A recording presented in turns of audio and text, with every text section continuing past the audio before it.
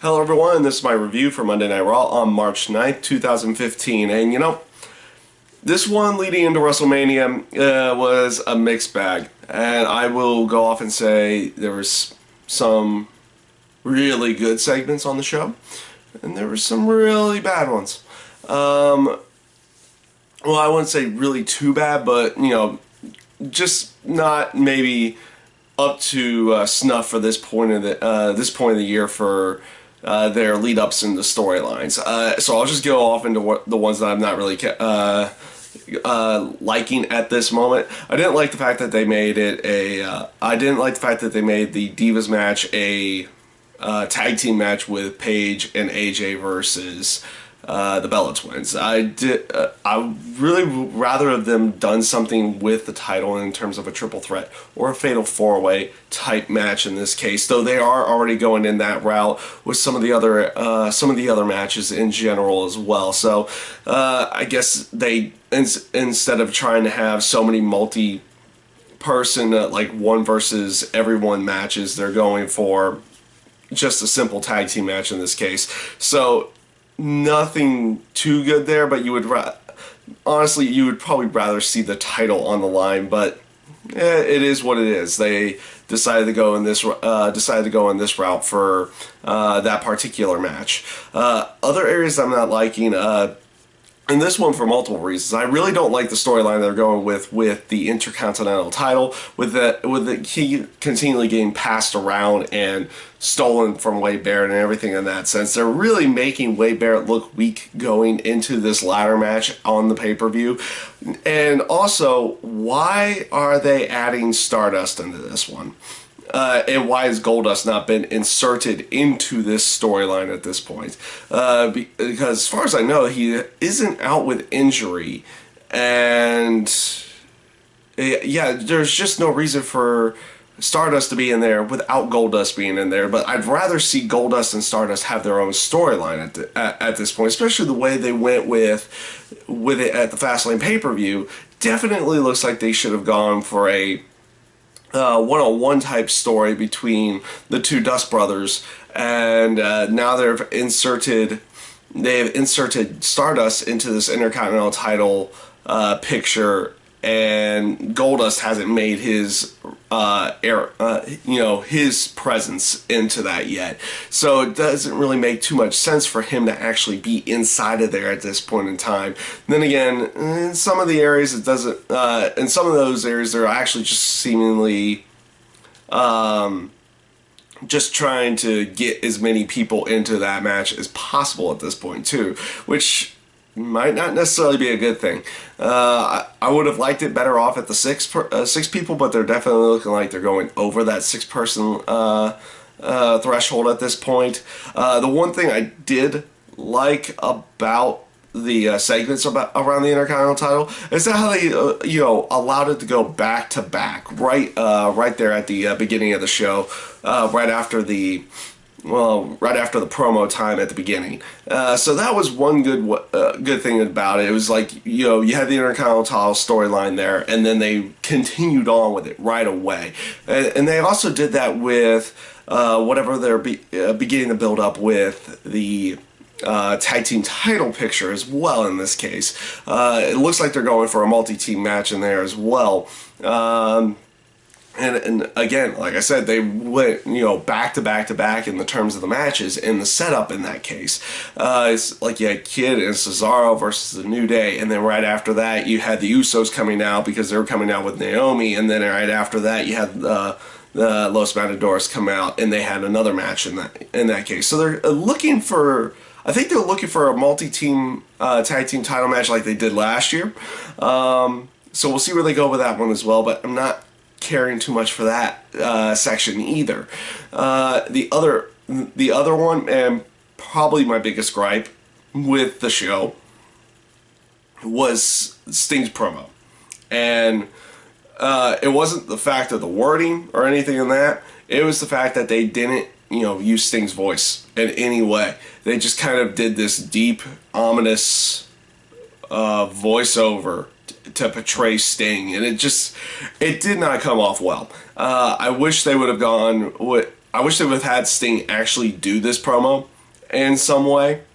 He didn't have to be in crowd or he didn't have to be in attendance there or anything like that, but do the voiceover, kind of like they did with the Undertakers later in the night, and actually use his voice, because a lot of those fans already know what he sounds like, who he is, and how he actually works. So why they went with this deep, ominous voice to portray Sting in this promo was beyond me. I don't know. It just did not come off well.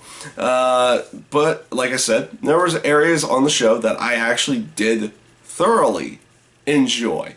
One of those being the John Cena Rusev storyline. I liked where they went with this. I've liked this storyline from the beginning, mainly because we're getting to see Cena in a different light in this case. And maybe not a heel Cena like people have been wanting, but you're seeing him in a more serious role, more serious light about everything he's doing. In this case, he's not going out there and just cracking up jokes and trying to throw out some cheesy one-liners or something like that. You know, he's portraying this story, him versus Rusev, in a very serious area, and those are more of the storylines that I've liked with John Cena in the past, and I'm glad they're really going in this case here. They could have gone that route where he just comes out there and starts cracking jokes at all times, and they really haven't done that with this storyline. I hope they don't, leading into the last couple Raws before WrestleMania. So far, I've really enjoyed that, and I liked the aggression that, like, over the past couple weeks, he said he was going to be releasing this aggression on people, but it never really looked like it until this week, where, you know, he actually portrayed trying to hurt Rusev in this case in order to get his match with him at WrestleMania. So, you know, I liked where they're going with this. We'll see how they continue it on going into WrestleMania itself. Looks like it could be another really fun match to watch again. So I'm actually enjoying where they're going with the Cena storyline for once in this case. Other areas I liked. Paul Heyman's promo again. What can you say? What can you say about Paul Heyman? At least in the terms of promo work. He knows how to put people over even if they're not his guy. Like, he puts Brock Lesnar over as this overbearing beast, but he also he uses his words so carefully to put the other guy over along with it. I like the stories that he was throwing out there about Roman Reigns and what he had to do as a kid and everything in that aspect. You know, he portrays that he is this match right now because they haven't allowed these two to be in the same vicinity at all.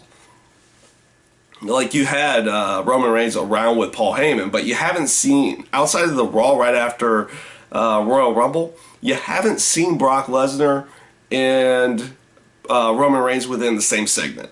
Obviously, that's got to change here very, very soon. They need to do something with them around each other, whether it's physical or not.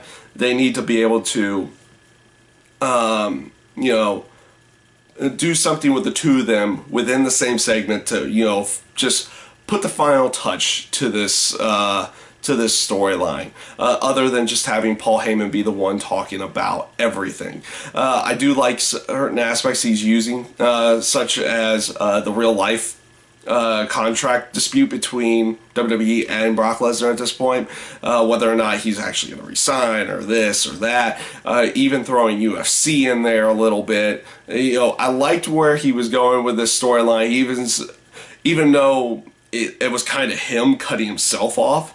I liked how he tried to portray that WWE was trying to censor him in this promo as well. It came off really well. Great promo again. Liked where they went with it. Same, and oddly enough, most of the stuff I liked tonight were the promos. No real match was was a standout tonight at all, by any stretch of the imagination. It was pretty much all promo and storyline building that portrayed the entire night.